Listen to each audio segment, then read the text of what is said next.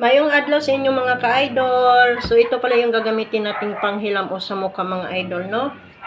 So, i-demo ko lang. Lalagyan natin ng ganyan. Tapos, yan yung i-ano natin sa piece natin, no? Yan, napakaganda niyan mga idol.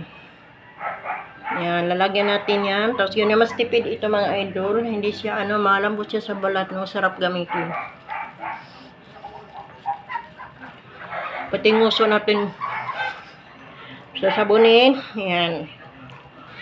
Kiss-kiss lang natin yan dito sa gilid ng mata natin.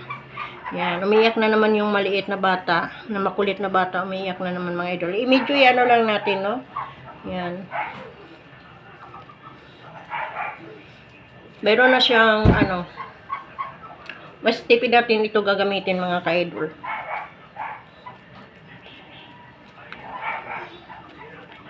Pati yung mga libag-libag sa buka matatanggal talaga dito.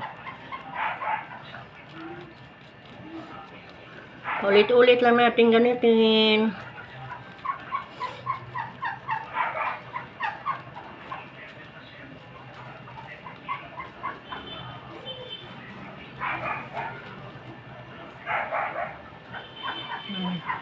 Thank you pala sa inyong mga pag-support sa aking mga videos at nagpapasalamat din po ako sa aking mga followers or mga viewers.